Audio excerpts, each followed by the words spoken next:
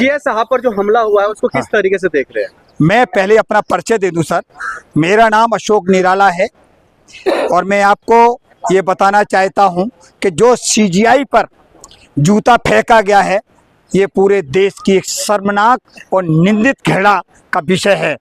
इतना जो सीजीआई पर जूता फेंकने का काम कोई छोटा पूरा काम नहीं है, लेकिन सबसे बड़ी समस्या है कि जो केंद्र की सरकार उन लोगों को संरक्षण दे रही है ताकि दलितों पर अत्याचार को जो कर रहे हैं। सरकार क्यों संरक्षण देंगे उस वकील को? सरकार तो खुलेआम नरेंद्र मोदी जी निराश है। अरे भाई, संरक्षण क्यों दे रही है? उसको तुरंत गिरफ्तार करो, उसको जेल भेजो। कानून नहीं है क्या? गृह मंत्री क्या कर रहे हैं? सोया हुआ गृह मंत्री नहीं चाहिए मुझे, उनको कान खोलने के लिए बता देता हूं, उस पर तुरंत कार्रवाई होना चाहिए। अभी कोई भी मामला हो जाता है तो बिल्डोजर चल जाता है, लेकिन उस पर कार्रवाई क्यों नहीं हो रही है कि वो उनके आरएसएस और भाजपा के संरक्षण में पलने वाला व्यक्ति राकेश किशोर के घर पर बुलडोजर चले। बिल्कुल, मैं तो चाहता हूँ बिल्डोजर चलना चाहिए, उसका भी घर टूटना चाहिए। क्या वो सोच पूछते नहीं और सीधा बिल्डोजर चलाना चाहिए उनके ऊपर? न्याय नहीं है, अन्याय हो रहा है देश के लोगों के साथ। चीफ जस्टिस ऑफ इंडिया एक दलित, उनको तकलीफ क्या है? उनको तकलीफ है ये कि वो दलित सीजीआई जो बना है तो वो सबकी बात करता है। वो दलित बेशक है लेकिन देश के इंसानों की, हर व्यक्ति की समस्याओं को सुनता है और निर्णय लेने में सक्षम है। लेकिन ये केंद्र की सरकार उसके विचारों को, देश के हितों की रक्षा के लिए तो उसको दबाने का काम करेगा। खुलेआम सनातन का बेइज्जती करते हैं। सनातन कोई नहीं कहता है, सनातन कोई नहीं कहता कि लोगों पर जूते चलाइए, ये सनातन कोई नहीं कभी नहीं कहेगा। लेकिन इस सनातन के नाम पर धब्बा है भाजपा सरकार।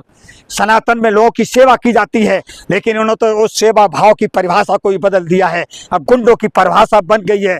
सनातन पूरा जो उस तरीके से लोग हैं उसके सनातन को भी शर्मसार कर रहे हैं। मेरे साथियों, ये बता देता हूं कि देश में जो सरकार चल रही है वो इतना अत्याचार करती है दलितों पर। आप देखिए आए दिन अत्याचार हो रहे हैं, सीधा स्पष्ट है। अभी प्रशांत कुमार भूषण पर कल फिर वहां पर हमला कर दिया, कोर्ट के अंदर हमले करवा रहे हैं। इनको शय देने वाली कौन सी सरकार है? लेकिन ये जो काले कोर्ट के अंदर में आप जो कह रहे हैं गुंडे हैं, इसका संरक्षण कौन दे रहा है? इनको संरक्षण भाजपा का है भाई, सीधी बात है। भारतीय जनता पार्टी का संरक्षण है।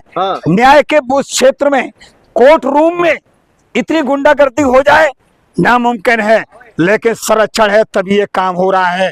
ये न्याय नहीं करना चाहती भाजपा सरकार, अन्याय के रास्ते पर चल रही है, लेकिन ये देश बर्दाश्त नहीं करेगा। अगर मोदी जी भारतीय जनता पार्टी उनके साथ है तो फिर वो निराश क्यों होते? तो ट्वीट क्यों करते? वो ट्वीट इसलिए कर रहे हैं कि देश की जनता पूरी तरीके से उनके खिलाफ है, भाजपा के कार्यों से खिलाफ है, देश हित में काम नहीं कर रही है, इसलिए वो बचाव के लिए ऐसा काम करते हैं। ये आखिर कब तक बकरे की माँ बलि को बचाएगी?